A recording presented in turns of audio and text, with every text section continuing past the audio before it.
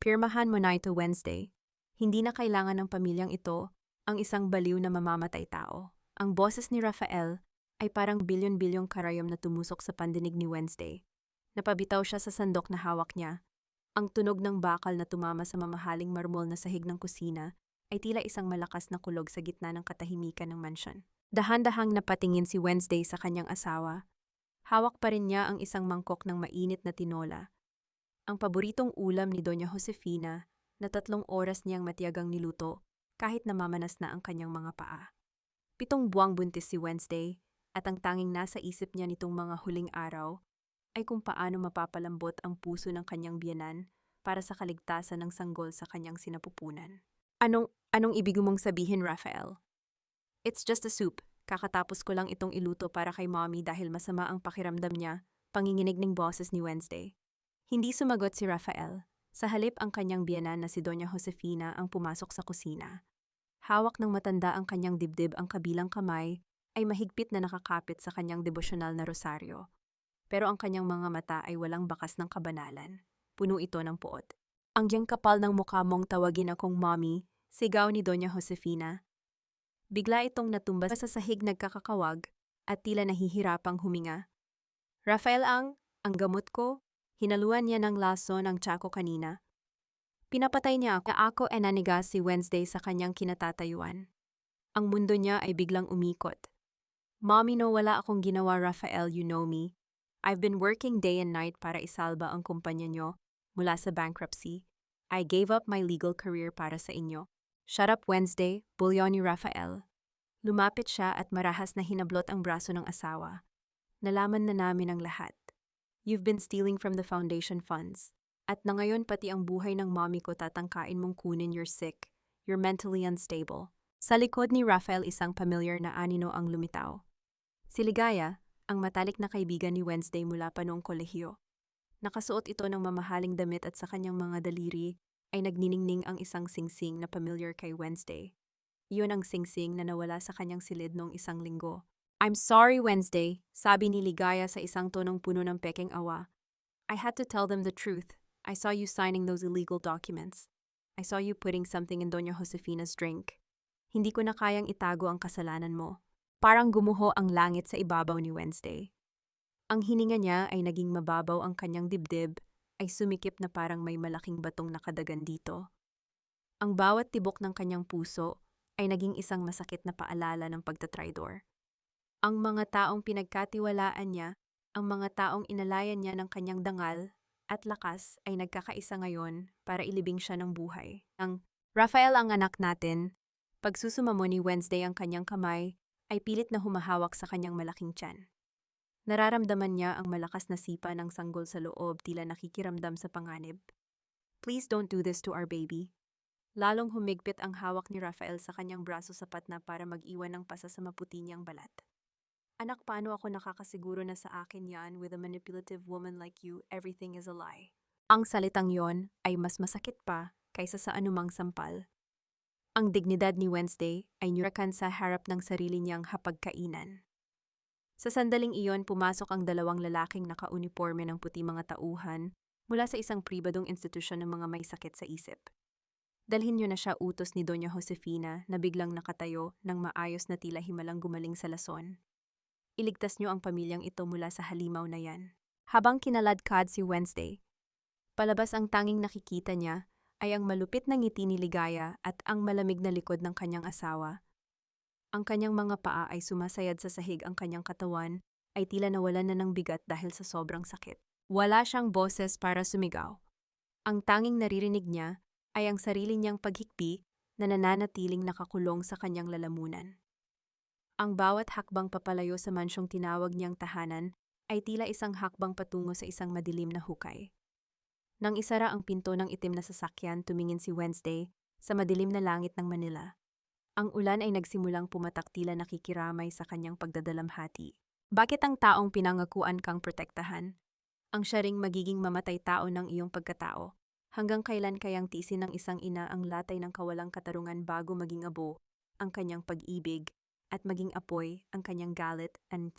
Ang bawat paghinga ni Wednesday ay tila may kasamang amoy ng chloroform at luma at basang semento. Sa loob ng maliit na silid na ito, ang tanging liwanag ay nagmumula sa isang maliit na bintanang may mga rehas na bakal sapat lamang para sulyapan ang langit na tila ipinagkakait din sa kanya. Ang katahimikan sa pasilyo ay hindi nakakapayapa. Ito ay isang uri ng katahimikan na sumisigaw ng kawalang pag-asa. Dahan-dahan niyang hinawakan ang kanyang tiyan. Ang kanyang sanggol ay hindi gumagalaw ng kasing likot ng dati. Ang takot na nararamdaman ni Wednesday ay tila lumalapot dumadaloy sa kanyang mga ugat at nanunuot sa bawat selula ng kanyang katawan. Anak, huwag kang susuko. Nandito pa si Mommy, bulong niya sa gitna ng kadiliman. Ang kanyang boses ay paustuyot na parang lupang matagal na hindi nadilig ng ulan. Biglang narinig ang tunog ng susi na sumasabit sa bakal, kasunod ang marahas na pagtulak sa pinto. Pumasok ang isang nurse na nagngangalang Brenda. Ang kanyang muka ay kasing tigas ng pader ng institusyong ito, walang bahid ng emosyon, habang bit-bit ang isang maliit na tray na may lamang baso ng tubig at 3 pirasong tableta. Oras na ng gamot mo, Wednesday. Inumin mo na ito para hindi ka na nagwawala sa isip mo, sabi ni Brenda sa isang tonong puno ng pagkabagot. Hindi ako baliw, mahinahong sagot ni Wednesday. Pilit na itinatayo ang kanyang nanghihinang katawan mula sa manipis na kutsyon. Alam niyo ang totoo, abogada ako, alam ko ang mga karapatan ko. Hindi niyo ako pwedeng puwersahing uminom ng kung ano-anong chemical na makakasama sa anak ko. Tumawa ng mapait si Brenda. Abogada, wala ka na sa korte, Mrs. De La Vega. Narito ka sa loob dahil ang mismong asawa mo ang nagsabing kailangan mo ng tulong. At ang utos ni Sir Raphael ay simple lang siguraduhin na magiging tahimik ka. So choose your battle. Iinumin mo ito ng kusa o tatawag ako ng mga lalaki para isaksak ito sa iyo. Nanlamig ang mga kamay ni Wednesday. Tiningnan niya ang mga gamot. Alam niyang ang mga ito ay pampakalma na unti-unting sisira sa kanyang kaisipan, hanggang sa maging isang gulay siya eksakto sa plano ni na Doña Josefina. Sa isang mabilis na pagkilos kinuha niya ang baso at ang mga gamot, at sa harap ng nurse ay tila nilunok niya ang mga ito. Pagkaalis ni Brenda at muling paglock ng pinto, mabilis na isinuka ni Wednesday ang mga tableta sa kanyang palad at itinago ang mga ito sa ilalim ng kanyang kama. Sa gitna kanyang panginginig isang matandang babae na may bit-bit na mop at timba ang pumasok para maglinis. Eto si Nanay Rosa. Ang kanyang mga balikat ay nakakubli, ang kanyang mga mata ay nakayuko, ngunit nang dumaan siya sa tabi ni Wednesday, may isang sandali na nagtama ang kanilang paningin. May kung anong init ang dumaloy sa puso ni Wednesday, isang sulyap ng habag na hindi niya inaasahang makikita sa impyernong ito. Walang imik na pinunasan ni Nanay Rosa ang sahig malapit sa paanan ni Wednesday. Sa isang mabilis na galaw, iniwan ng matanda ang isang maliit na piraso ng pandesal na nakabalot sa tisyo sa gilid ng unan ni Wednesday. Bago ito mabilis na lumabas ng silid. Ang simpleng pagkilos na iyon ay tila isang malaking yakap para sa isang kaluluwang matagal nang nilalamig sa pag-iisa. Kinagabihan habang nakahiga si Wednesday at nakatingin sa kisame, narinig niya ang mahinang pag-uusap sa labas ng kanyang pinto. Ang boses ni Brenda ay muling narinig ng ngunit sa pagkakataong ito ay may kausap siya sa telepono. Opo, Sir Raphael, nasimulan na po namin ang dosage. Opo, naintindihan ko. Sabi niyo nga po, the more she forgets, the safer the baby is. Dadagdagan ko ang turok niya bukas ng madaling araw habang tulog siya. Hindi na po siya makakaabot sa susunod na linggo nang gising ang diwa. Masusunod po, sir. Ang imagasalitang iyon ay tila isang hatol ng kamatayan na dumaan sa hangin.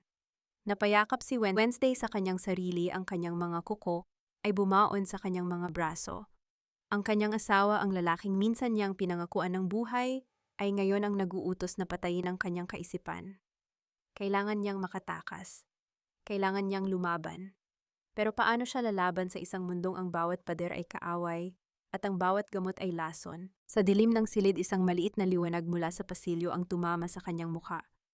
At doon sa ilalim ng kanyang kama, may nakita siyang isang bagay na hindi niya napansin kanina. Isang lumang tsinelas na may nakasingit na maliit na piraso ng papel.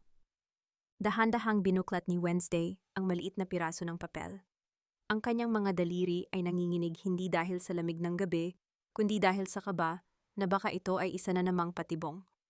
Sa ilalim ng malamlam na liwanag na nanggagaling sa siwang ng pinto, nabasa niya ang mga salitang isinulat sa uling, "Huwag kang iinom, itapon mo lahat, magtiwala ka." Ang maikling mensaheng yon ay tila isang mainit na kumot na bumalot sa nanlalamig niyang pagkatao. Alam niyang kay Nanay Rosa galing iyon. Sa mundong ito na bawat anino ay tila galamay ng mga De La Vega, ang isang estrangherong nag-aalay ng tulong ay parang isang himala. Nang sumunod na madaling araw bago pa sumikat ang araw sa Manila, narinig ni Wednesday ang kalansing magagamit sa paglilinis sa labas. Hindi nagtagal bumukas ang pinto at pumasok si Nanay Rosa. Ang matanda ay tila mas lalong nakayuko ngayon, ang kanyang mga galaw ay mabilis at maingat. Nanay, mahinang tawag ni Wednesday, salamat po sa pandesal at sa sulat. Tumigil si Nanay Rosa sa pagme-mop ng sahig. Tumingin siya sa pinto para siguraduhing walang nakikinig bago lumapit sa tabi ng kama ni Wednesday. Sa malapitan nakita ni Wednesday ang malalalim na guhit sa mukha ng matanda. Mga guhit na tila ukit ng mga taon ng pagtitiis at pait. Huwag kang maingay, anak, bulong ni Nanay Rosa. Ang kanyang boses ay parang kaluskos ng mga tuyong dahon. Kilala ko ang mga De La Vega. Nagsilbi ako sa mansion nila noong bata pa si Rafael. Nakita ko kung paano pinalaki ni Doña Josefina ang batang iyon na parang isang kagamitang walang kaluluwa. Ang akala ng lahat ay banal ang matandang iyon, pero ang totoo, ang puso niya ay parang libing ang kinalimutan na ng Diyos. Bakit niyo po ako tinutulungan? Pwede kayong mapahamak, tanong ni Wednesday. Habang nararamdaman ang pag-init ng kanyang mga mata, huminto ang matanda at kinuha ang isang maliit na bote ng langis ng niyog mula sa bulsa ng kanyang apron. Dahan-dahan niyang hinawakan ang namamanas na paa ni Wednesday at sinimulan itong hilutin. Ang haplos ni Nanay Rosa ay puno ng pagkalinga, isang uri ng pagmamahal na matagal nang hindi nararamdaman ni Wednesday mula nang mamatay ang sarili niyang ina. Dahil nakikita ko sa iyo ang anak ko, sagot ni Nanay Rosa, at isang luhang ligaw ang gumulong sa kanyang pisngi. Ganyan din ang ginawa nila sa anak ko noon. Pinagbintangan, kinulong at tinanggalan ng karapatang mabuhay dahil lamang alam niya ang mga sikreto ng pamilyang iyon. Hindi ko hahayaang maulit yun sa iyo, lalo na't may buhay kang daladala sa iyong sinapupunan. Ang bawat hagod ng mainit na langis sa balat ni Wednesday ay tila nagpapagaling hindi lamang sa kanyang katawan, kundi pati na rin sa kanyang nagdurugong puso. Sa sandaling iyon, ang takot ay napalitan ng isang matibay na determinasyon. Hindi na lamang siya isang biktima, siya ay isang ina na may kakampi. May kailangan kang malaman, Wednesday, muling bulong ni Nanay Rosa, habang patuloy sa paglilinis para hindi sila paghinalaan ng mga CCTV. May isang bodega sa dulo ng pasilyong ito. Doon itinatapon ang mga kagamitan ng mga pasyenteng nawala na rito. Noong isang buwan may nakita akong isang luma at sirang bag doon na may lamang tablet. Itinago ko iyon sa ilalim ng mga lumang kutsyon sa bodega dahil alam kong darating ang araw na may gagamit nyon para ilantad ang katotohanan. Nanlaki ang mga mata ni Wednesday. Isang tablet. Kung maayos niya iyon, maaari siyang makakuha ng connection sa labas. Maaari niyang mahanap ang mga file na itinago niya sa cloud bago siya kinulong. Nanay, kailangan ko ang tablet na iyon, sabi ni Wednesday, ang kanyang tinig ay puno ng bagong pag-asa. Ngunit bago pa makasagot si Nanay Rosa, narinig ang malalakas na yabag ng sapatos sa pasilyo. Ang tunog ng mga takong na tumatama sa semento ay tila isang babala. Mabilis na bumalik si Nanay Rosa sa pagmimop sa kabilang dulo ng silid. Bumukas ang pinto at pumasok si Brenda, ang nurse, na may dalang haringgilya. Ang kanyang mga mata ay naniningkit habang nakatingin kay Nanay Rosa bago ibinaling ang paningin kay Wednesday. Ang aga mo namang maglinis dito, Rosa. Lumabas ka na. May special vitamin na ibibigay si Sir Rafael para sa kanyang mahal na asawa, sabi ni Brenda na may kasamang nakakangilabot ng ngiti. Tumingin si Nanay Rosa kay Wednesday, isang tingin na nagpapahiwatig ng babala, bago dahan-dahang lumabas. Naiwan si Wednesday na nakaharap sa matalim na karayom ni Brenda. Ang kanyang puso ay tumitibok ng mabilis, ngunit sa kanyang isipan, paulit-ulit niyang naririnig ang bulong ni Nanay Rosa tungkol sa bodega. Huwag kang matakot, Wednesday. Sandali lang ito. Pagkatapos nito magiging napakatahimik na ng mundo mo, ani Brenda habang dahan-dahang inilalapit ang karayom sa braso ni Wednesday. Sakto sa sandaling iyon, isang malakas na tunog ng basag na salamin ang narinig mula sa kabilang silid, kasunod ang hiyaw ng isang pasyente. Bahagyang nagulat si Brenda at napalingon sa pinto. Buwisit na magabaliw ito, wala nang ginawa kundi mang istorbo. Asik ni Brenda habang mabilis na inilapag ang haringgilya sa tray. Hindi na niya nagawang ituloy ang pagkoneksyon kay Wednesday dahil sa ingay at gulo sa kabilang silid. Padabog siyang lumabas at muling narinig ang malutong na tunog ng pagkakandado ng pinto. Naiwan si Wednesday na humihingal ang kanyang likod, ay nakasandal sa malamig na pader. Ang bawat tibok ng kanyang puso ay tila isang tambol na nagbababala ng panganib. Dahan-dahan siyang lumapit sa maliit at mataas na bintana ng kanyang silid. Kahit nahihirapan dahil sa bigat ng kanyang tiyan, pilit niyang itinalon ang kanyang paningin sa labas, sa parking lot ng institusyon na nababalot ng manipis na hamog. Doon nakita niya ang isang familiar na itim na Mercedes-Benz. Yun ang sasakyang madalas niyang gamitin noong siya pa ang reyna ng mansion ng mga De La Vega. Ngunit ang bumaba mula sa sasakyan ay hindi ang kanyang driver, kundi si Rafael. Kasunod nito ay ang isang babaeng nakasuot ng matingkad na pulang bestida na tila sumisigaw ng tagumpay sa gitna ng maputlang paligid. Si Ligaya, "Sweetheart, are you sure we're safe here? Baka may makakita sa atin." Narinig ni Wednesday ang boses ni Ligaya na sapat lang ang lakas para umabot sa kanyang kinaroroonan dahil sa katahimikan ng paligid. "Don't worry, everyone here is under my payroll." Kahit magsisigaw pa ang asawa ko sa loob, walang maniniwala sa kanya. "She's officially insane, Ligaya. Ang mahalaga nakuha na natin ang pirma niya sa mga papeles ng lupa," sagot ni Rafael. Ang boses ng kanyang asawa ay walang bahid ng pagsisisi. Ito ay malamig kalkulado at puno ng panunuya. Nakita ni Wednesday kung paano hinawakan ni Rafael ang baywang ni Ligaya at hinila ito papalapit sa kanya. Isang marahas na haplos ang iginawad ni Rafael sa buhok ng babae. Ang haplos na dati ay sa kanya lamang inilalaan tuwing gabi bago sila matulog. "You're so cruel, Rafael, pero iyan ang gusto ko sa'yo." Humagikik si Ligaya, ang kanyang ulo ay isinandal sa balikat ni Rafael. "Paano ang baby Doña Josefina wants the child right? Mommy will take care of the brat once it's out. After that, we can finally fly to Europe." Wala nang Wednesday na haharang sa mga plano natin. "She's just a ghost now, a shadow in this building," ani Rafael bago hinalikan ng madiin si Ligaya sa mga labi. Ang bawat salitang binitawan nila ay tila mga piraso ng basag na kristal na pilit isinusubo kay Wednesday.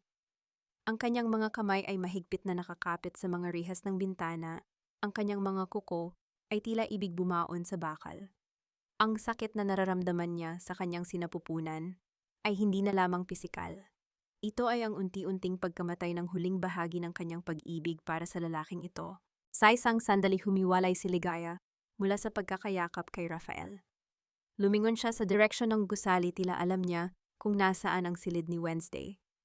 Ang kanilang mga mata ay hindi man nagtagpo ng direkta, ngunit ang mapang-uyam na ngiti sa mga labi ni Ligaya ay sapat na para basagin ang natitirang lakas ng loob ni Wednesday. Ito ang golden moment ng kanyang pagkawasak.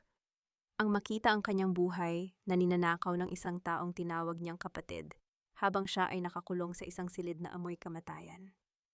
Kinuha ni Ligaya ang kanyang mamahaling sunglasses at isinuot ito isang huling sulyap ng pagmamalaki bago sila muling pumasok sa sasakyan at mabilis na humarurot paalis, nag-iiwan ng usok at alikabok sa hangin. Naiwang nakatayo si Wednesday, ang kanyang noo ay nakasandal sa malamig na bakal ng rehas. Ang bawat patak ng ulan na nagsisimulang bumagsak ay tila nakikipag-unahan sa kanyang mga luha.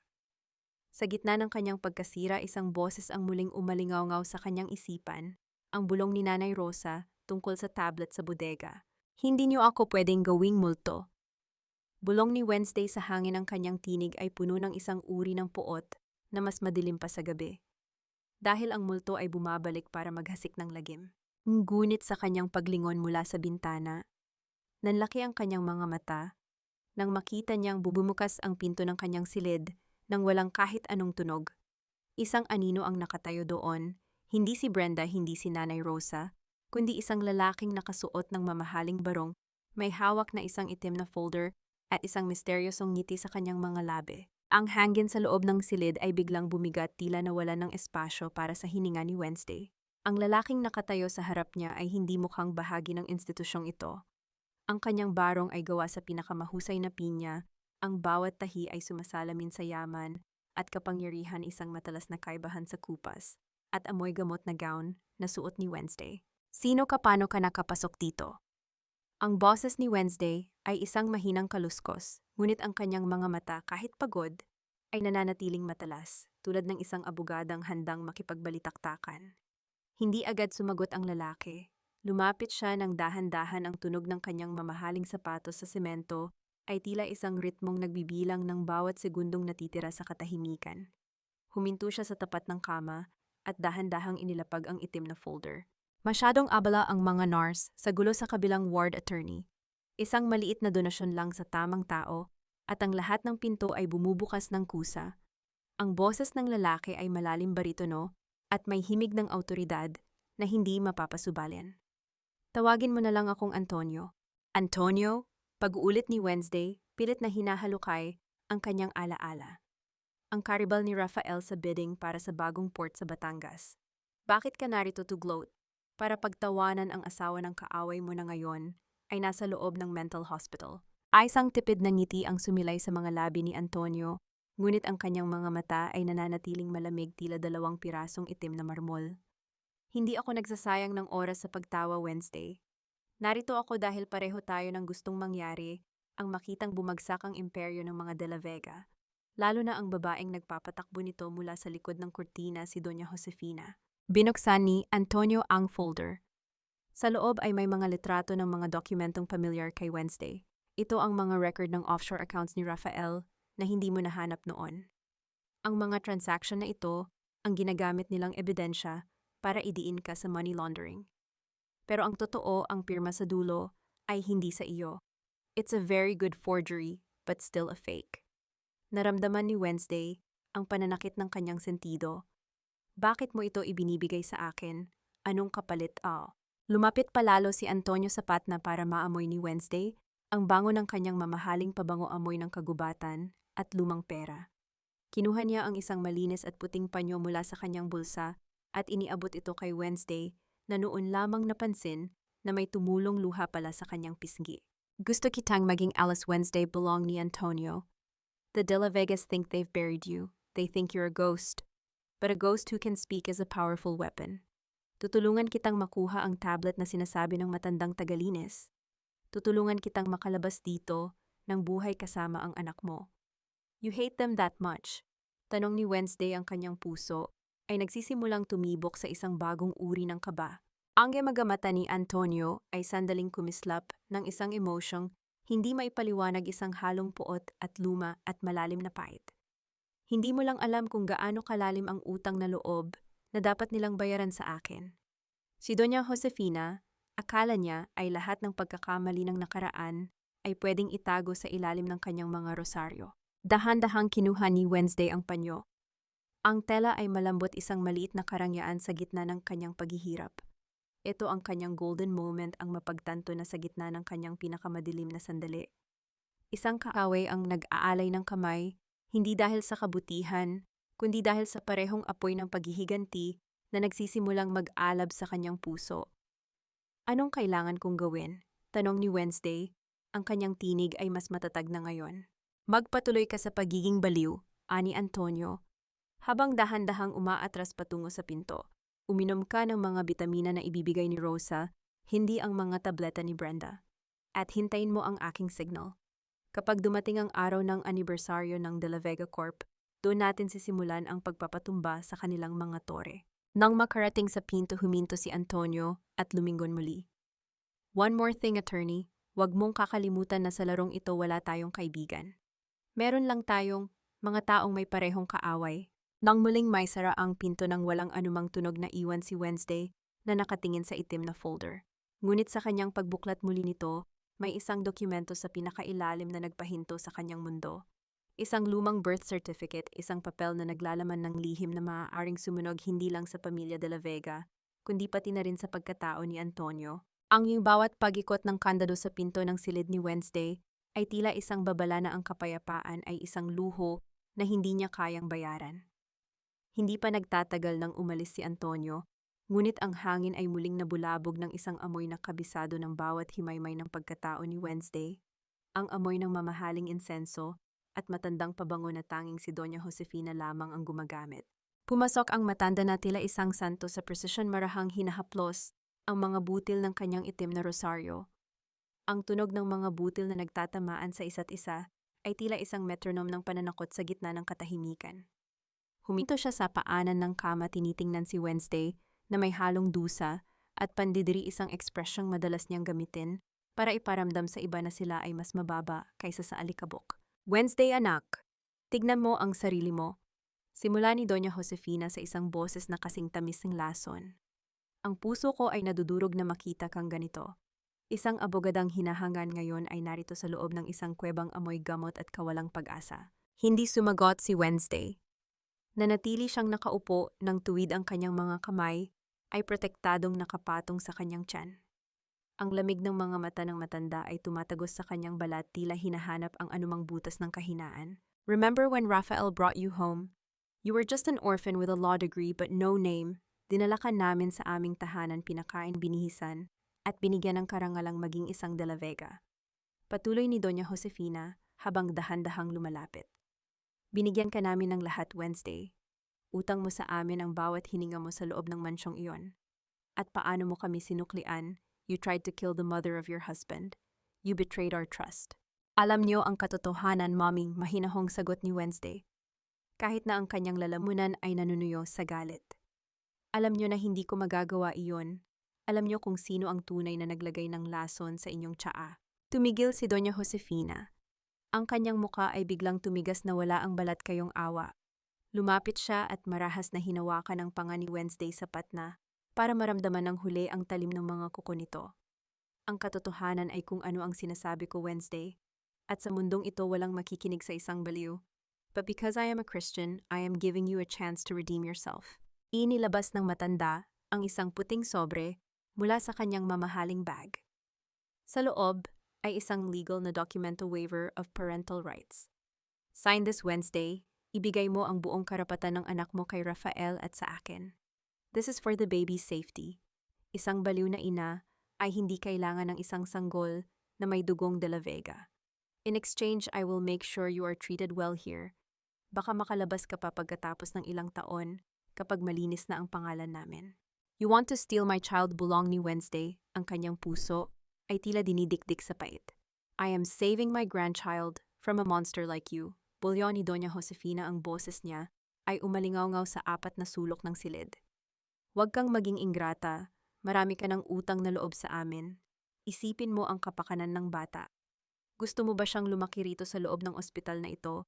Isipin mo ang kahihiyang idudulot mo sa kanya. Ito ang golden moment ng pagdurusa, ang maramdaman ng bigat ng rosaryo ni Doña Josefina na idiniin ng matanda sa likod ng palad ni Wednesday malamig at walang pakiramdam habang ang mga salita ng gaslighting ay unti-unting sinusunog ang kanyang katinuan. Ang rosaryong dapat ay simbolo ng pananampalataya ay naging isang kadena ng pang-aalipin. Kinuha ni Wednesday ang pluma. Ang kanyang kamay ay tila may sariling isip habang dahan-dahang inilalapit ang dulo nito sa papel. Tumingin siya kay Doña Josefina na ngayon ay may ngiti ng tagumpay sa mga labi. Gagawin ko ito para sa anak ko, sabi ni Wednesday. Pinirmahan niya ang dokumento. Gunit sa dulo ng kanyang pangalan, gumuhit siya ng isang maliit at halos hindi mapansing marka, isang stroke, na tanging ang mga bihasa sa batas ang nakakaalam. Ito ang VC o Vico Actus, isang lihim na senyales sa ilalim ng batas na ang pirma ay kinuha sa pamamagitan ng pamumuwersa at pananakot. Very good, Wednesday. At least alam mo pa rin kung paano sumunod, ani Doña Josefina, habang mabilis na hinablot ang papel. Huwag kang mag-alala, ipagdarasal ko ang kaluluwa mo sa bawat misa na pupuntahan ko. Nang lumabas ang matanda, muling bumalik ang nakabibinging katahimikan. Ngunit sa pagkakataong ito may kasamang kakaibang kaba ang bawat paghinga ni Wednesday. Alam niyang sa pagpirma niya, lalong naging mapanganib ang kanyang kalagayan. Ang dokumentong iyon ang huling hadlang para tuluyan siyang mawala sa mundong ito. Napatingin si Wednesday sa ilalim ng kanyang kama kung nasaan ang mga tabletang itinapon niya kanina. Isang tanong ang naglaro sa kanyang isipan. Gaano katagal bago malaman ni Doña Josefina na ang kanyang baliw na manugang ay mas matalas pa kaysa sa inaakala nito? At sa gitna ng kadiliman, narinig ni Wednesday ang isang mahinang kaluskos mula sa itaas ng kisame, isang tunog na hindi nanggagaling sa daga, kundi sa isang taong tila nagmamasid sa bawat galaw niya. Ang kaluskos mula sa kisame ay unti-unting huminto, ngunit ang kabog sa dibdib ni Wednesday ay lalong bumilis. Sa gitna ng katahimikan ng gabi, ang bawat hininga niya ay tila naririnig ng buong gusali. Dahan-dahan niyang kinuha ang itim na folder na iniwan ni Antonio at muling binuklat ang lihim na dokumentong nahanap niya sa pinakailalim ang lumang birth certificate. Ang papel ay nanilaw na sa luma at ang mga gilid nito ay marupok na parang tuyong dahon. Binasa ni Wednesday ang pangalan ng bata, Antonio Josefino. Ang petsa ng kapanganakan ay mahigit 30 taon na ang nakalilipas. Ngunit ang kumuha ng buong atensyon niya ay ang pangalan ng ina na nakasulat sa ibaba, Josefina Salvatierra, ang pagkadalaga ni Doña Josefina. Ngayon alam mo na ang dahilan kung bakit hindi sapat ang mamatay sila Wednesday. Mabilis na napalingon si Wednesday sa madilim na sulok ng silid.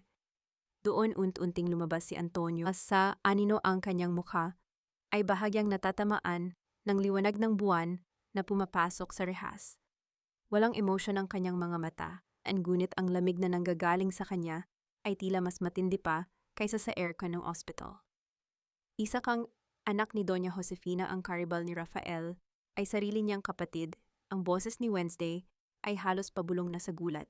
Kapatid sa dugo pero hindi sa tadhana, ani Antonio habang lumalapit. Ipinanganak ako sa isang lihim na relasyon bago pa naging malakas ang pamilya de la Vega. Para kay Josefina, isa akong dungis sa kanyang malinis na pangalan. Itinapon niya ako sa isang kumbento sa probinsya at binayaran ang mga tao doon para kalimutan na nag-e-exist ako. I grew up with nothing habang si Rafael ay namumuhay sa karangyaan gamit ang perang dapat ay para rin sa akin. Huminto si Antonio sa harap ni Wednesday. Akala niya ay nabaon na niya ang kanyang kasalanan sa limot. Pero bumalik ako para bawiin ang lahat. Hindi lang ang kumpanya kundi ang mismong dignidad na ipinagkakait niya sa akin sa loob ng 3 dekada. Kaya mo ba ako tinutulungan para gamitin ako laban sa kanyang tanong ni Wednesday? Nararamdaman ang pag-ikot ng kanyang sikmura. Gagamitin kita at gagamitin mo rin ako, diretsong sagot ni Antonio. Kailangan ko ang pirma mo para ma-legalize ang paglipat ng shares mula kay Rafael patungo sa aking mga dummy accounts. At kailangan mo ako para mailigtas ang anak mo mula sa mga kamay ni Josefina. Kapag nakuha na nila ang bata, wala na silang dahilan para panatilihin kang buhay rito. Ito ang golden moment ng pakikipagkasundo sa Diablo, ang makita ni Wednesday, ang sarili niyang reflection sa puot ni Antonio.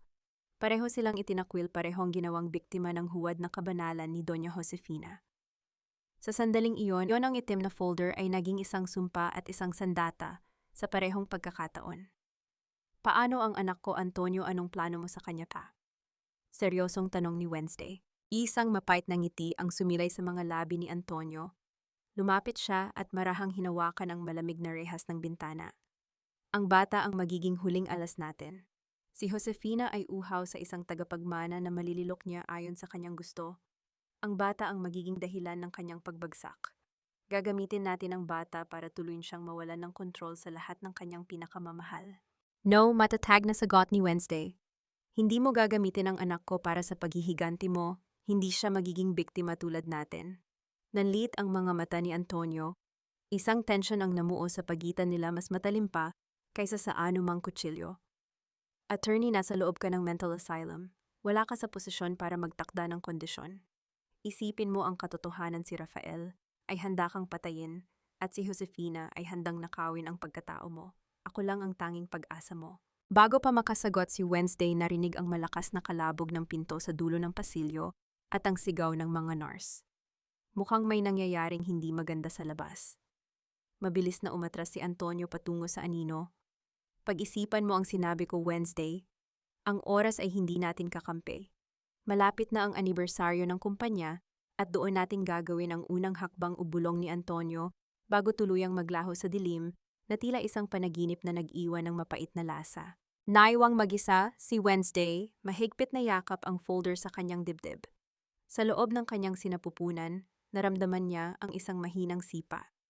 Isang sipa na tila nagtatanong kung anong uri ng mundo ang naghihintay sa kanya sa labas. Si Antonio ay hindi isang tagapagligtas. Siya ay isang bagyo na handang sumira sa lahat ng madaanan niya. At ang tanong na bumabagabag sa isipan ni Wednesday ay kung masusunog ang mga de la Vega, hindi ba siya at ang kanyang anak ay madadamay din sa apoy. Wow. Mamatay na yata ako, anak. Huwag mo muna akong iwan. Ang bulong na iyon ni Wednesday ay halos hindi na lumabas sa kanyang mga labi. Ang bawat kalamnan sa kanyang tiyan ay tila pinipitpit ng isang higanteng kamay. Ang malapot na pawis ay dumadaloy mula sa kanyang noo humahalo sa mga luhang hindi na niya kayang pigilan. Ramdam niya ang kakaibang paninigas ng kanyang sinapupunan isang babala na ang stress at ang mga chemical na pilit na ipinapasok sa kanyang katawan ay nagsisimula ng maningil ng buhay. Sa gitna kanyang pag-unggol bumukas ang pinto ng marahan. Hindi ito ang marahas na pagtulak ni Brenda. Ito ay isang maingat at tila nag-aalalang pag-usad ng kahoy sa semento. Pumasok si Nanay Rosa dala ang kanyang timba, pero sa loob niyon ay wala ang maruming basahan. May nakatago doon na isang maliit na bote ng mainit na langis at isang balot ng pinakuluang dahon. Diyos ko, Wednesday, namumutla ka na, gulat na bulong ni Nanay Rosa habang mabilis na nilalapitan ng kama. Anong ginawa nila sa iyo? Nanay, ang tiyan ko, sobrang sakit, hirap na sagot ni Wednesday. Iyong tinurok ni Brenda kanina, iba ang pakiramdam ko. Parang gusto nang lumabas ng bata. Mabilis na kumilos si Nanay Rosa. Inilabas niya ang mainit na langis ng niyog na may halong luya at kalingag. Hinubad niya ang kumot ni Wednesday at dahan-dahang itinaas ang laylayan ng kanyang gown. Sa ilalim ng malamlam na ilaw, nakita ni Nanay Rosa ang panginginig ng mga binti ni Wednesday. Sinimula ng matanda ang paghaplos mga paikot at banayad na masahe na tila may dalang mahiwagang init na unti-unting nagpapatahimik sa nagngangalit na kalamnan. Ito ang golden moment sa gitna ng unos. Ang amoy ng langis ng niyog ay pumailan lang sa silid tinatakpan ang masangsang na amoy ng ospital. Sinimulan ni Nanay Rosa ang pag-awit ng isang matandang oyay sa wikang Tagalog, isang himig na kasing lambot ng bulak at kasing lalim ng dagat. Ili-ili tulog bata. Ang mahinang boses ni Nanay Rosa ay tila isang anghel na bumaba sa impyerno. Sa bawat haplos at bawat nota ng kanta na ramdaman ni Wednesday, ang unti-unting pagluwag ng kapa sa kanyang dibdib. Umiyak siya ng tahimik hindi dahil sa sakit, kundi dahil sa hapdi ng katotohanan na ang isang estranghero ang nagbibigay sa kanya ng pag-aarugang dapat ay nanggagaling sa kanyang asawa. Ang pagmamahal ni Nanay Rosa ay tila isang gamot na mas mabisa kaysa sa anumang ineksyon. Salamat po, Nanay. Kayo lang ang nagparamdam sa akin na tao pa rin ako. Hikbi ni Wednesday habang isinasandal ang kanyang ulo sa balikat ng matanda. Tahan na anak, malakas ang bata mo. Nararamdaman ko ang tibok ng puso niya sa palad ko, panghihikayat ni Nanay Rosa. Huwag kang bibitiw, malapit na tayong makakuha ng pagkakataon. Ngunit ang sandali ng kapayapaan ay biglang nawala nang ang isang malakas na tunog ng sapatos na tumatama sa baldosa ay umalingaw sa pasilyo. Hindi lang isa kundi marami. Kasunod nito ang boses ni Brenda na tila may kasamang galit. Sinasabi ko sa inyo, may pumupunta rito sa loob. Naamoy ko ang langis tuwing umaga, sigaw ni Brenda sa labas. Nagkatinginan sina Wednesday at Nanay Rosa. Ang takot sa mga mata ng matanda ay mabilis na napalitan ng determinasyon. Mabilis niyang itinago ang bote ng langis sa loob ng kanyang apron at muling kinuha ang mop. Humiga ka, Wednesday, magtulog-tulugan ka, utos ni Nanay Rosa. Bumukas ang pinto ng marahas. Pumasok si Brenda kasama ang dalawang lalaking security guard. Agad na nasinghot ni Brenda ang hangin sa loob ng silid. Ang kanyang mukha ay namula sa puot habang nakatingin kay Nanay Rosa na noon ay kunwari ay naglilinis sa sulok. Ikaw na naman matanda ka, sabi ko na nga ba, sigaw ni Brenda. Lumapit siya at marahas na hinablot ang braso ni Nanay Rosa. Sa lakas ng pagkakahila na hulog mula sa apron ng matanda ang bote ng langis at nabasag ito sa sahig. Ang nog-eng na basag na crystal ay tila isang hudyat ng katapusan. So ikaw pala ang sumasabotahe sa gamutan dito, nagmamarunong ka, bulyaw ni Brenda bago lumingon sa mga guard. Dalhin niyo ang matandang ito sa opisina ni Dr. Valdez, sisiguraduhin kong hindi lang trabaho ang mawawala sa kanya, kundi pati ang laya niya. Huwag wala siyang ginagawa. Sigaw ni Wednesday pilit na bumabangon kahit nahihirapan. Ako ang may kasalanan, huwag niyo siyang saktan. Ngunit hindi siya pinakinggan. Kinaladkad ng mga guard si Nanay Rosa palabas ng silid. Ang huling nakita ni Wednesday ay ang sulyap ni Nanay Rosa, isang sulyap na nagsasabing laban lang anak, bago tuluyang isara ang pinto. Naiwan si Wednesday na mag-isa nakatingin sa nabasag na bote ng langis sa sahig. Kasabay ng pagkawala ni Nanay Rosa, naramdaman niya ang muling pagkirot ng kanyang tiyan, mas matindi at mas nakakatakot kaysa kanina. Sa labas narinig niya ang malakas na sirena ng ambulansya na papasok sa compound. Hindi niya alam kung ang ambulansyang iyon ay para iligtas siya o para tuluyan nang ilibing ang kanyang huling pag-asa. Sino ka, bakit mo ako tinititigan ng ganyan? Ang boses ni Wednesday ay parang isang marupok na kristal na nahulog sa sahig. Walang kulay, walang buhay, at puno ng kawalan. Ang kanyang mga mata na dati ay matalas at kumikislap sa talino na ngayon ay tila dalawang malalim na balon na walang kailalimang kadiliman.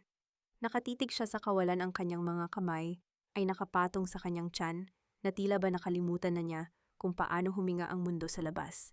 Napatigil si Rafael sa pintuan. Ang kanyang mamahaling suit ay walang gusot, ang kanyang buhok ay maayos ang pagkakaayos, ngunit ang kanyang mukha ay nagpakita ng isang panandaliang gulat bago ito napalitan ng isang mapang-uyam na ngiti. Lumapit siya ng dahan-dahan, ang tunog ng kanyang sapatos sa semento ay tila isang marahas na paalala ng kanyang kapangyarihan. Wednesday, don't play games with me. Alam nating dalawa na mas matigas ang ulo mo kaysa sa semento ng gusaling ito. Ani Rafael, ang kanyang boses ay puno ng pagdududa. Dahan-dahang itinuan ni Wednesday ang kanyang paningin sa mukha ni Rafael. Walang galit, walang puot, tanging isang inosente at nakapagtatakang sulyap ang ibinigay niya sa lalaking sumira sa kanyang buhay. Rafael, yon ba ang pangalan mo? Sabi ng nurse, asawa kita. Pero bakit wala akong maramdaman? Bakit parang blanko ang lahat? Ito ang golden moment ng kanyang paghihiganti sa pamamagitan ng pananahimik. Sa loob-loob ni Wednesday, ang bawat himaymay ng kanyang pagkatao ay gustong sumigaw, gustong sumakal sa leeg ng lalaking ito. Pero alam niyang sa sandaling magpakita siya ng emosyon, talo siya. Ang kanyang pagkabaliw ay ang tanging baluti na maglalapit sa kanya sa katarungan. Hinawakan ni Rafael ang baba ni Wednesday, pinilit itong iharap sa kanya. Hinanap niya ang anumang bakas ng pagpapanggap. Ngunit ang nakita lang niya ay ang tila nanginginig na mga labi ni Wednesday at ang mga luhang nagsisimulang mamuo sa gilid ng kanyang mga mata, mga luhang hindi galing sa puot, kundi sa tila tunay na kalituhan. My God, Wednesday, the drugs finally worked, bulong ni Rafael sa kanyang sarili. Isang buntong hininga ng ginhawa ang lumabas sa kanyang dibdib. Para sa kanya, ang isang asawang walang alaala ay isang asawang hindi makapagsasalita sa korte. Isang asawang madaling kontrolin. Do you want to go home, Wednesday? Do you want to see the mansion again? Tanong ni Rafael. Ang kanyang tono ay naging malambot, ngunit may kasamang nakakangilabot na tamis. Home, pag-uulit ni Wednesday. May bahay ba ako, May? May naghihintay ba sa akin doon? Of course, Mommy is waiting. Ligaya is there too. We will take care of you until the baby is born. Ani Rafael habang marahang hinahaplos ang buhok ni Wednesday. Ang haplos na iyon ay tila paggapang ng isang uod sa balat ni Wednesday, ngunit nanatili siyang tahimik, na natiling patay ang diwa. Sa loob ng kanyang isipan, nagdarasal si Wednesday. Kahit anong mangyari, huwag mo akong hahayaang mabitaw sa papel na ito. Para sa anak ko, para kay Nanay Rosa. Nung hapon ding iyon, inihanda ang paglipat ni Wednesday. Ang tunog ng gulong ng wheelchair sa pasilyo ay tila isang martsa ng tagumpay para kay Rafael, ngunit para kay Wednesday, ito ang tunog ng pagbabalik sa kuta ng kaaway. Nang isakay siya sa itim na Mercedes, naramdaman niya ang malamig na aircon na tila humahalik sa kanyang balat. Habang umaandar ang sasakyan papalayo sa institusyon, sulyap na tiningnan ni Wednesday ang gusali sa huling pagkakataon. Alam niyang sa loob niyon si Nanay Rosa ay nagdurusa dahil sa kanya. Sinumpa niya sa kanyang puso na babalik siya para sa matanda.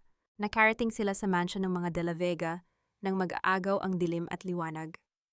Ang malaking gate na gawa sa bakal ay bumukas ng walang ingay, tila isang bibig ng dambuhala na handang lumamon sa kanya muli. Sa balkonahe nakatayo si Doña Josefina, hawak ang kanyang rosaryo, at sa tabi nito ay si Ligaya na may hawak na baso ng wine at isang mapangasar na ngiti. Welcome home, Wednesday, ang boses ni Doña Josefina ay umalingaw sa malawak na harden. Sana ay handa ka na sa bagong kabanata ng buhay mo o kung ano man ang natitira dito. Naramdaman ni Wednesday ang paghigpit ng hawak ni Rafael sa kanyang balikat. Habang dahan-dahan siyang ibinababa mula sa sasakyan, isang tanong ang gumuhit sa kanyang isipan. Gaano katagal niya kayang panindigan ang pagiging patay bago siya tuluyang malunod sa sarili niyang kasinungalingan? Ngunit ang hindi nila alam, sa ilalim ng suot na maluwag na gown ni Wednesday, mahigpit na nakatago sa kanyang hita. Ang isang maliit at matalim na piraso, basag na bote ng langis ni Nanay Rosa, isang piraso ng nakaraan na handa niyang gamitin sa tamang panahon. Ang bawat hakbang ni Wednesday sa loob ng mansion ay tila paglalakad sa ibabaw ng maliliit na piraso ng bubog. Ang bawat sulok ng bahay na ito ay may dalang alaala, mga alaalang pilit niyang ikinukulong sa likod ng kanyang blankong mga mata. Ang mansyon ng mga De La Vega ay hindi na tahanan. Ito ay naging isang gintong hawla na amoy luma at amoy pagkabulok ng moralidad. Maupo ka Wednesday, pinahanda ko ang paborito mong ulam, ani Doña Josefina habang tinuturo ang upuan sa harap ng mahabang mesa. Ang boses ng matanda ay kasing tamis ng pulot, ngunit para kay Wednesday, ito ay parang tunog ng mga kadenang hinihila sa semento. Nakatayo sa gilid si Ligaya, nakasuot ng isang manipis na pantulog na sutla na tila nagpapahiwatig na siya na ang bagong reyna ng tahanang ito. Ang tunog ng kanyang baso ng wine na tumatama sa kahoy ng mesa ay sapat na para magpaigting ng tension sa hangin. Kumain ka ng marami Wednesday. Kailangan ng baby mo ang sustansya kahit na ang nanay niya ay, well, medyo wala sa sariling pagkutya ni Ligaya bago ito humagikik. Hindi kumibo si Wednesday. Dahan-dahan niyang kinuha ang tinidor, ang kanyang mga kamay ay sadyang nanginginig ng bahagya. Tumingin siya sa plato ng beef Wellington na nasa harap niya. Ito ang golden moment ng gabing iyon, ang mapagtanto na. Ang bawat hiwa ng karne na ginagawa ni Rafael ay tila paghiwa rin sa huling hibla ng kanilang nakaraan. Ang paraan ng paghawak ni Rafael sa kutsilyo ay kasing talim ng paraan ng pagputol niya sa dangal ni Wednesday. Sino ka ulit, tanong ni Wednesday kay Ligaya. Ang kanyang tinig ay parang isang bata na nawawala sa mall. Napatigil si Ligaya sa pag-inom. Ang kanyang mukha ay namula sa inis. I'm Ligaya, your best friend, God Rafael.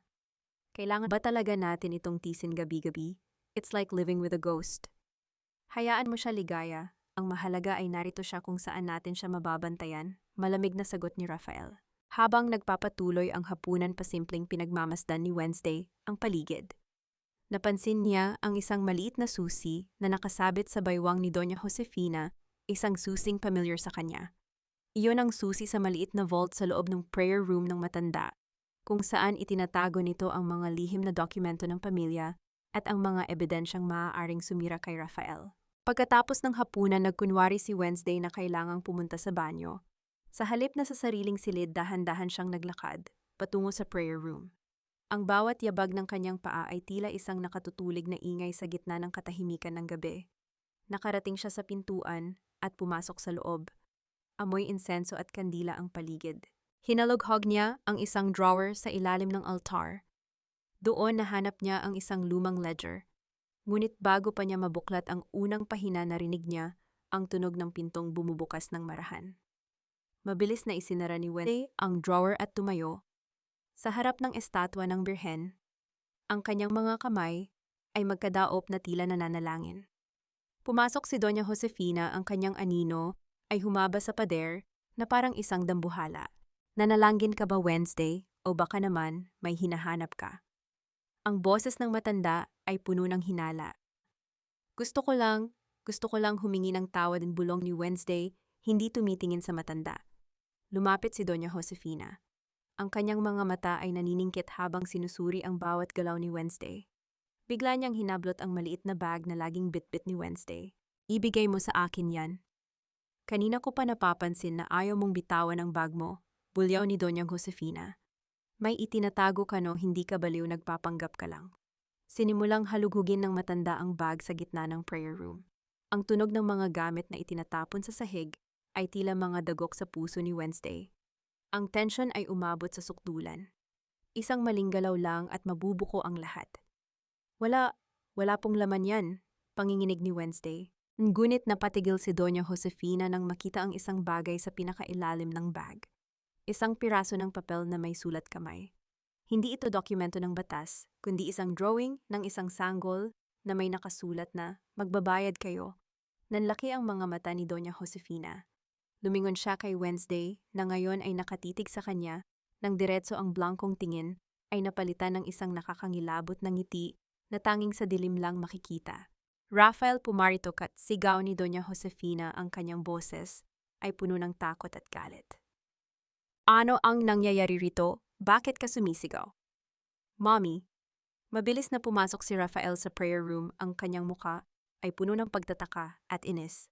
Sumunod sa kanya si Ligaya na bahagyang nakataas ang kilay habang humihigop pa rin ng wine. Ang silid na dati ay amoy insenso ay tila na puno ng isang nakakasulasok na tension. Ito tignan mo ito, Rafael, nangginginig ang boses ni Doña Josefina habang ipinapakita ang piraso ng papel. Ang babaeng ito hindi siya baliw, pinagbabantaan niya tayo. Tumingin siya sa akin na parang papatayin ako. Kinuha ni Rafael ang papel. Binasa niya ang mga salitang, "Magbabayad kayo," na nakasulat sa magaspang na letra. Tiningnan niya si Wednesday na noon ay nakaupo sa sahig na kayakap sa kanyang mga tuhod at dahan-dahang umuungol na parang isang bata na takot na takot. "Wednesday, ano itos?" tanong ni Rafael. Ang boses niya ay kasing talim ng labaha. Dahan-dahang lumingon si Wednesday, ang kanyang mga mata ay puno ng luha at kalituhan. Iyon ang sabi ni Ligaya.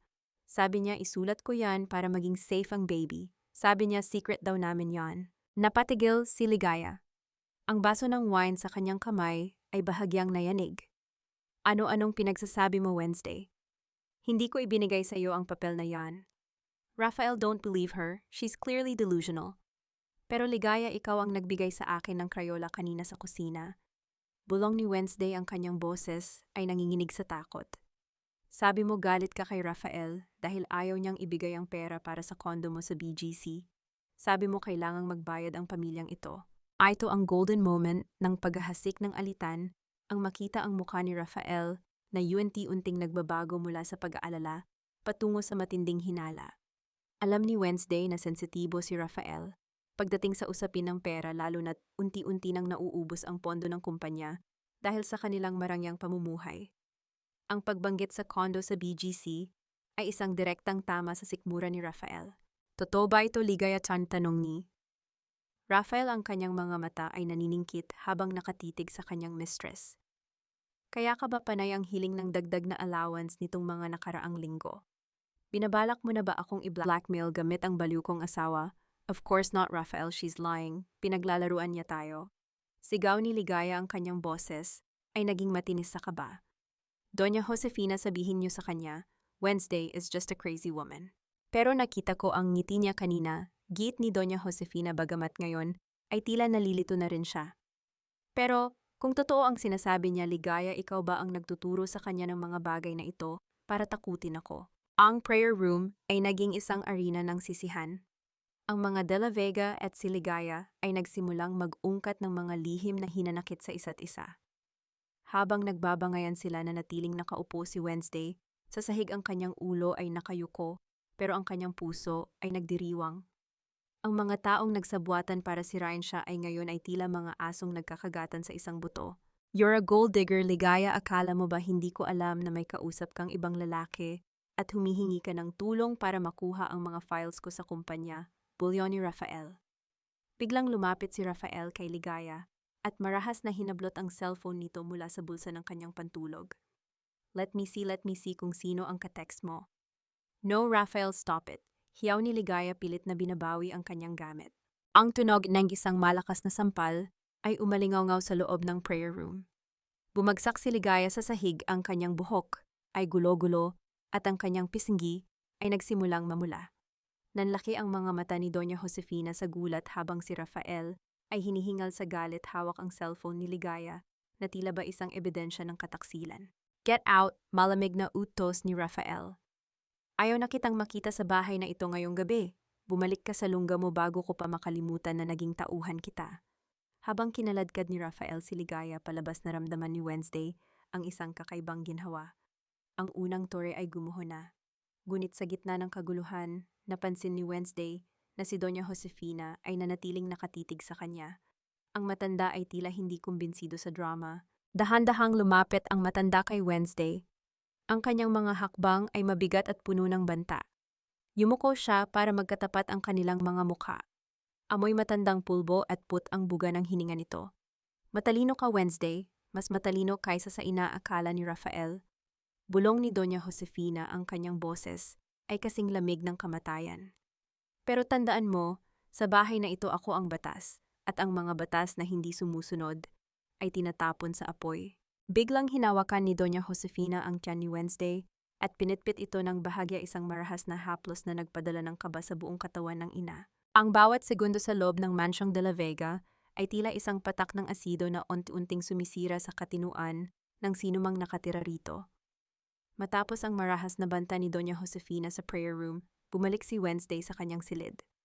Ang kanyang tiyan ay naninigas bawat sipa ng kanyang sanggol ay tila isang panawagan para sa kalayaan. Sa ilalim ng kadiliman kinuha ni Wednesday ang maliit na tablet na naipuslit niya sa tulong ng isang lihim na connection bago ang gulo sa institusyon. Ang liwanag mula sa screen ay tumama sa kanyang muka, nagpapakita ng isang email mula sa isang hindi kilalang sender. Ang mga dokumento ay naisumite na sa Court of Appeals. Ang warrant para sa pagsamsam ng mga assets ng De La Vega Corp ay ilalabas sa loob ng 48 oras. Kasabay ito ng Grand Anniversary Gala ng pamilya. Be ready, attorney. Ito ang mensahe ni Antonio. Ang oras ng paghihiganti ay hindi na lamang isang pangarap. Ito ay isang paparating na katotohanan. Ngunit kasabay ng pag-asang ito ay ang balitang nakuha niya tungkol kay Nanay Rosa. Ang matanda ay kasalukuyang nasa ilalim ng interogasyon ni Dr. Valdez at kung hindi siya kikilos, maaaring tuluyang mawala ang kaysa-isang taong nagpakita sa kanya ng tunay na pagmamahal. Kinabukasan, ang buong mansion ay nabulabog sa paghahanda para sa anibersaryo. Ang tunog ng mga kagamitang pilak na nililinis at ang ingay ng mga caterers na labas-pasok ay tila isang masayang musika sa pandinig ni Rafael, ngunit sa likod nito ay ang katotohanang ang kanilang kumpanya ay unti-unti nang nilalamon ng utang. Wednesday, kailangan mong magsuot ng pinakamagandang gown bukas. Ani Rafael habang pumasok sa kanyang silid hawak ang isang itim na kahon. Gusto kong makita ng lahat na maayos ka, na ang asawa ko ay hindi baliw gaya ng sinasabi ng mga tsismosa. Gala, may party ba tayo? Tanong ni Wednesday. Ang kanyang boses ay nananatiling inosente habang pilit na itinatago ang talino sa likod ng kanyang mga mata. Yes, sweetheart, isang malaking party. At doon mo pipirmahan ang huling dokumento ng pagsasalin ng ari-arian sa akin sa harap ng mga board members. That will save us, Wednesday. That will save our child's future, Tom. Sabi ni Rafael habang hinahaplos ang kanyang pisngi. Ang golden moment, NG, pagpapanggap ang makita ni Wednesday ang desperation sa mga mata ni Rafael. Hindi na ito ang makapangyarihang asawa na nagmamanipula sa kanya. Ito ay isang lalaking malapit ng malunod at kumakapit sa huling piraso ng kahoy. Napansin ni Wednesday ang panginginig ng mga kamay ni Rafael habang inilalabas ang isang mamahaling kwintas na brilyante. Isang suhol para sa isang kaluluwang akala niya ay nawala na. Susuot ko ba ito? Tanong ni Wednesday hawak ang kwintas na tila isang laruan. Yes. Maging maganda ka para sa akin, Wednesday ka. Sagot ni Rafael bago mabilis na lumabas para asikasuhin ang isang emergency call mula sa kanyang bangko. Nang may one si Wednesday, mabilis siyang kumilos. Ginamit niya ang tablet para magpadala ng isang mensahe sa isang dating kaklase sa law school na ngayon ay isang matapang na investigative journalist. Isinend niya ang lahat ng mga litrato ng mga fake signatures at ang video ni Doña Josefina na inamin ang kanyang mga krimen sa prayer room, isang video na palihim niyang nirecord gamit ang isang spy camera na nakatago sa kanyang singsing. Ilabas mo ito sa sandaling magsimula ang gala, ang huling bilin ni Wednesday. Ngunit sa gitna ng kanyang paghahanda naramdaman ni Wednesday ang isang matalim na kirot sa kanyang puson. Ang kanyang paningin ay bahagyang nagdilim at ang kanyang tuhod ay nanghina. Napakapit siya sa gilid ng mesa, ang kanyang hininga ay naging mabilis at mababaw. Hindi pa pwede ngayon, bulong niya sa kanyang sanggol. Konti na lang anak, kaunting tiis na lang. Biglang bumukas ang pinto at pumasok si Doña Josefina, suot ang kanyang pinakamahal na alahas. Nakita ng matanda ang panghihina ni Wednesday at ang tablet na hindi pa nito tuluyang na itatago sa ilalim ng unan. Ano yan, Wednesday? Anong hawak mo niyang boses ni Doña Josefina ay puno ng banta habang mabilis na lumalapit. Mabilis na itinago ni Wednesday ang tablet sa likod niya, ngunit sa sobrang panghihina, nahulog ito sa sahig at dumausdos patungo sa paanan ng matanda. Ang tunog ng plastic na tumama sa marmol ay tila isang hatol ng kamatayan. Kinuha ni Doña Josefina ang tablet at binasa ang huling mensaheng ipinadala ni Wednesday. Ang muka ng matanda ay namutla pagkatapos ay naging kulay ube sa sobrang galit. Marahas niyang hinablot ang buhok ni Wednesday at pilit itong pinatayo. Akala mo ba ay malulusutan mo? Ako'y pinagkanulo mo ang pamilyang ito, bulyaw ni Doña Josefina. Rafael, pumarito ka. Ang asawa mo ay isang ahas sa loob ng bahay na ito. Sa labas ang langit ng Manila ay nagsimulang magdilim kasabay ng unang kulog na nagbabadya ng isang malakas na bagyo. at sa loob ng mansion ang tunog ng papalapit na mga yabag ni Rafael ay tila isang paalala na ang oras ni Wednesday ay tuluyan ng naubos. Hayop ka Wednesday, niloko mo kami, akala ko ba ay wala ka ng bait sa sarili? Ang boses ni Rafael ay parang kulog na yumanig sa loob ng silid, mas nakapangingilabot kaysa sa bagyong nagngangalit sa labas. Marahas niyang hinablot ang tablet mula sa kamay ni Doña Josefina at ibinalibag ito sa pader. Ang tunog ng pagguho ng plastic at pagkabasag ng screen ay tila hudyat ng katapusan ng katahimikang ipinaglalaban ni Wednesday. Dahan-dahang tumayo si Wednesday. Wala na ang panginginig ng kanyang mga balikat. Wala na ang kawalan ng pokus sa kanyang mga mata. Sa halip ang kanyang tindig ay naging tuwid, ang kanyang leg ay naging matigas, at ang kanyang tingin ay naging kasing talim ng isang punyal na hinugot mula sa kaluban. Hindi ako ang nandaraya sa ating dalawa, Rafael. Ang boses ni Wednesday ay naging malamig, baritono at puno ng awtoridad na matagal na niyang itinago. Ang pagpapanggap ko ay sapat na para makita ang tunay ninyong kulay. At sa tingin mo ba, ang isang maliit na tablet lang ang hawak ko? You're dead, Wednesday. Ikalalapastangan mo ang pangalan ng pamilyang ito. Sigaw ni Doña Josefina habang akmang sasampalin ang manugang. Ngunit bago pa tumama ang palad ng matanda, mabilis na nahuli ni Wednesday ang kanyang pulso. Ang higpit ng pagkakahawak ni Wednesday ay sapat na para mapangiwi sa sakit ang matanda. Ito ang kanyang golden moment, ang sandali na ang biktima ay naging tagapagtanggol. Ang brilyanteng kwintas na suot niya na dapat ay simbolo ng kanyang pagkaalipin ay kumikinang sa ilalim ng ilaw ng chandelier, tila nangungutya sa mga de la Vega. Huwag niyo nang dunggisan ang inyong mga kamay, Mommy.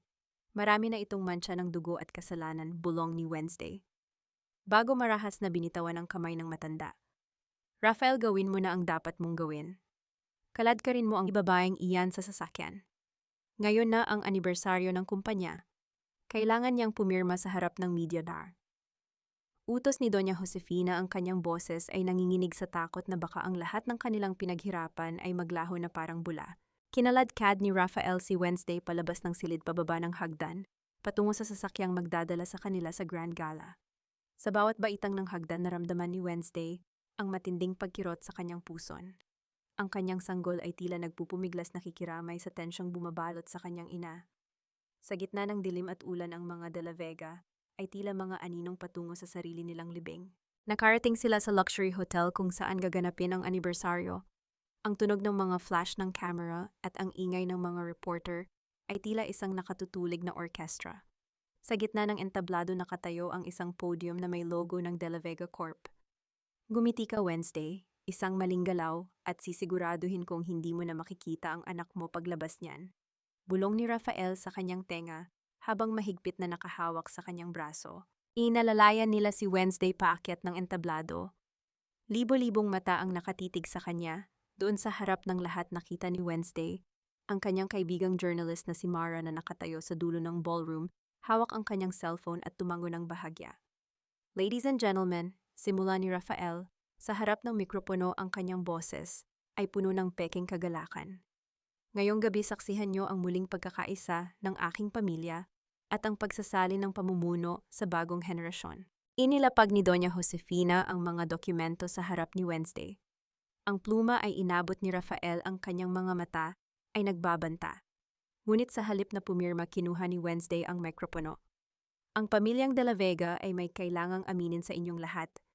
Ang boses ni Wednesday ay umalinganggaw sa buong ballroom, pinatatahimik ang bawat bulong-bulungan. Kasabay nito, ang malalaking screen sa paligid ng hotel ay biglang nagbago. Hindi na ito mga litrato ng tagumpay ng kumpanya.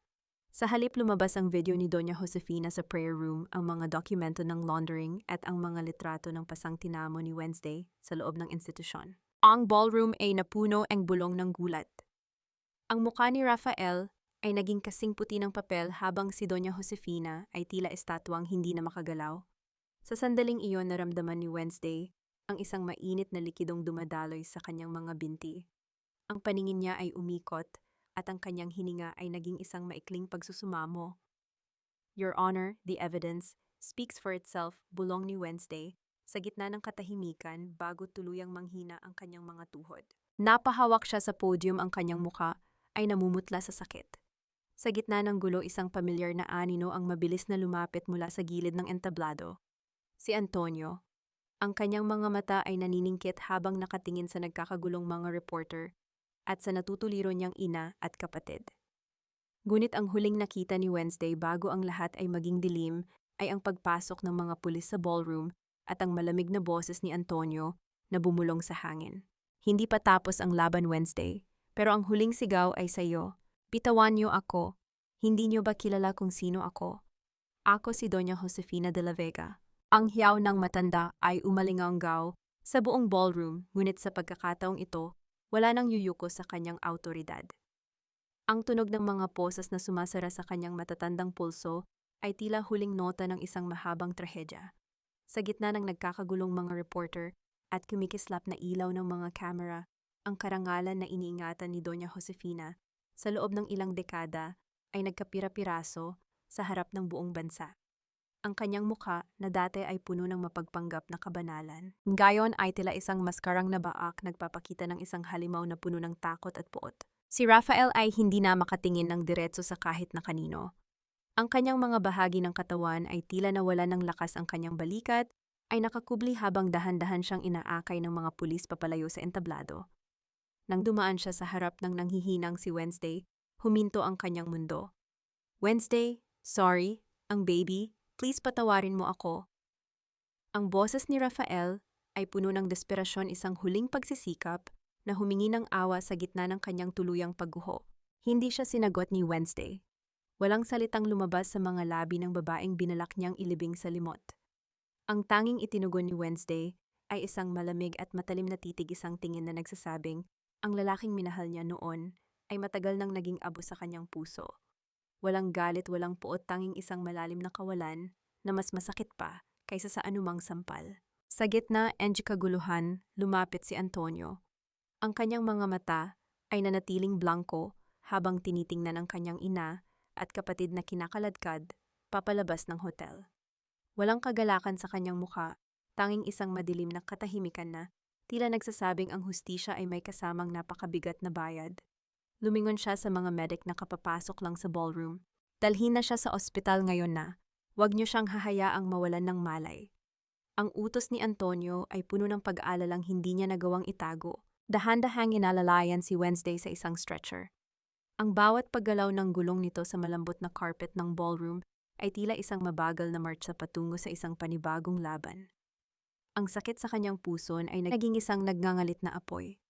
Tila ba ang kanyang sanggol ay hindi na makapaghintay na masaksihan ang kalayaang ipinaglaban ng kanyang ina sa gitna ng dusa. Ang puting gown ni Wednesday ay nabubura na ng kulay ng dugo at ng pawis ng sakripisyo. Sa loob ng ambulansya, habang naririnig ang sirena na humahati sa maingay at maulang gabi ng Manila, hinawakan ni Wednesday ang kamay ng isang nurse. Ang bawat hininga niya ay may kasamang panalangin na hindi na kailangan pang bigkasin.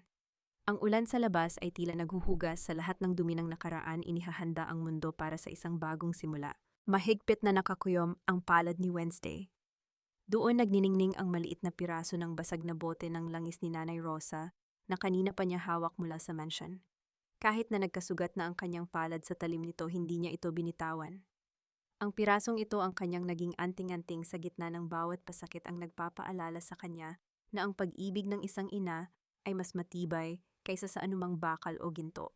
Pagdating sa emergency room, ang katahimikan ng pasilyo ay napalitan ng mabilis na mga yabag ng mga doktor.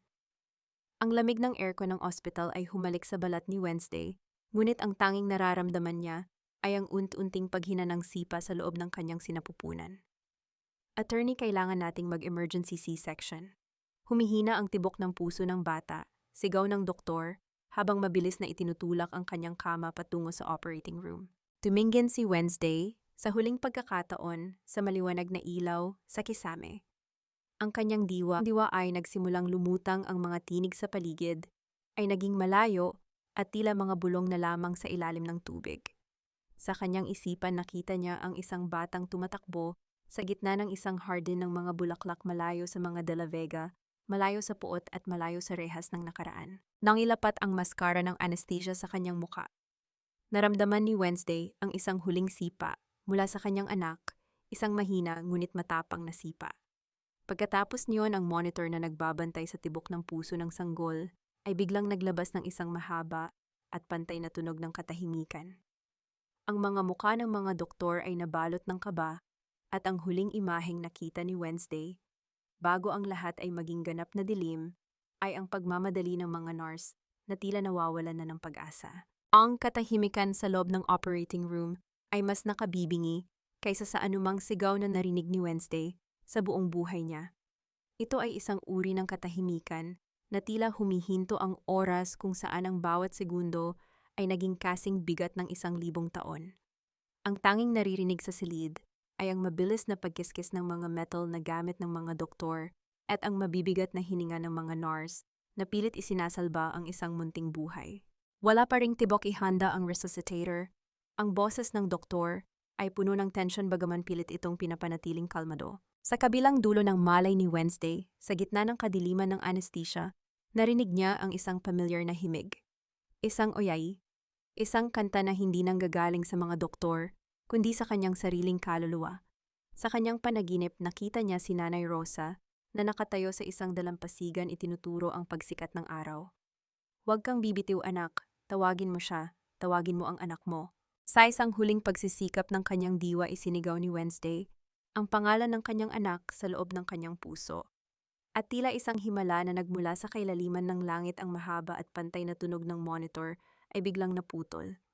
Isang mahinabasag, ngunit matapang na iyak ang bumasag sa katahimikan ng operating room. Hindi iyon iyak ng sakit. Iyon ay ang unang awit ng tagumpay. Isang iyak na nagsasabing ang pag-ibig ng isang ina ay mas malakas kaysa sa kamatayan. Mayroon na tayong baby boy attorney, naririnig niyo ba, buhay ang anak niyo? Masayang bulong ng nurse sa tenga ni Wednesday bagaman hindi pa siya tuluyang nagigising. Lumipas ang ilang araw bago tuluyang nagmulat ng mata si Wednesday sa isang pribadong silid sa ospital. Ang sikat ng araw ng umaga ay pumasok sa malaking bintana, nagbibigay ng init sa puting kumot. Wala na ang amoy ng chloroform. Ang paligid ay amoy sariwang bulaklak at bagong labang damit. Dahan-dahang bumukas ang pinto at pumasok si Antonio. Hindi na siya nakasuot ng barong, suot niya ang isang simpleng t-shirt na nagmumukha siyang mas tao at mas malapit. May dala siyang isang maliit na basket ng prutas at isang pahayagan. "Gising ka na pala, Attorney Ta." Ani Antonio, ang kanyang boses ay may bahid ng tunay na ginhawa. "Huwag kang mag-alala, ligtas ang anak mo. Nasa nursery siya, malakas at malusog." "Silat, anong nangyari sa kanila?" Mahinang tanong ni Wednesday, ang kanyang boses ay tuyot pa rin. Ibinaba ni Antonio ang pahayagan sa mesa. Ang headline ay malaki at itim: "De La Vega Dynasty Collapses, Rafael and Doña Josefina Denied Bail." Nasa likod na sila ng mga rehas Wednesday. Si Rafael ay tuluyan ng iniwan ng kanyang mga abogado dahil wala na silang pambayad. At si Josefina, ang balita ko ay hindi siya kumakain sa loob ng selda. Hindi niya matanggap na ang rehas na bakal ay mas matibay kaysa sa kanyang mga rosaryo, paliwanag ni Antonio. Huminto sandali si Antonio at tumingin sa labas ng bintana. "Nakuha ko na ang hustisya ko, Wednesday, pero ikaw, nakuha mo na ang higit pa sa katarungan. Nakuha mo ang pagkakataong magsimulang muli." Ito ang golden moment ng paghilom, ang sandaling dinala ng nurse, ang sanggol sa silid ni Wednesday. Dahan-dahang inilapag ang munting anghel sa kanyang mga bisig. Ang amoy ng sanggol, amoy gatas at amoy langit ay tila isang gamot na humihilom sa bawat sugat ng pagkatao ni Wednesday. Hinaplos niya ang maliliit na daliri nito at sa unang pagkakataon sa loob ng mahabang panahon, ngumiti si Wednesday ng totoo. Isang ngiting walang halong pait.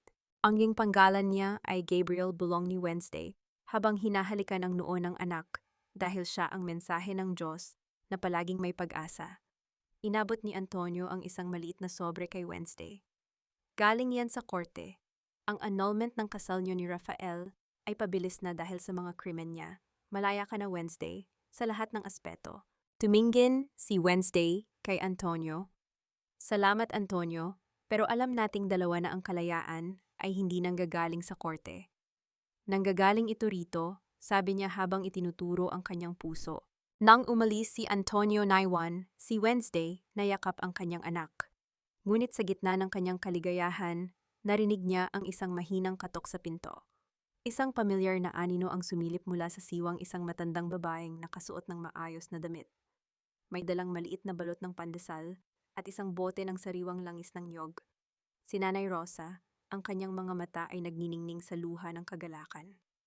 Anak, Wednesday, ang boses ni Nanay Rosa ay nanginginig sa emotion. Isang taon ang mabilis na lumipas, mula nang huling marinig ang ingay ng mga sirena at ang malakas na kalansing ng mga posas sa Grand Gala ng mga De La Vega. Ngayon ang tanging tunog na bumabalot sa paligid ni Wednesday ay ang mahinang hampas ng mga alon sa dalampasigan ng Batangas at ang masayang tawa ng isang batang nagsisimula ng humakbang sa buhanginan. Nakatayo si Wednesday sa beranda ng kanyang maliit ngunit marangal na bahay. Hawak niya ang isang tasang kape, habang ang hangin mula sa dagat ay humahalik sa kanyang buhok. Wala na ang suot niyang mamahaling brilyante. Sa halip isang simpleng puting bestida ang suot niya sumisimbolo sa kanyang malinis at bagong simula.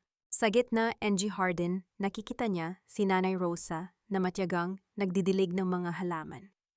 Hindi ito ang matandang nakayuko sa takot at hirap. Si Nanay Rosa ngayon ay ang tumatayong lola ni Gabriel, ang kaysa-isang taong pinagkakatiwalaan ni Wednesday sa kanyang tahanan.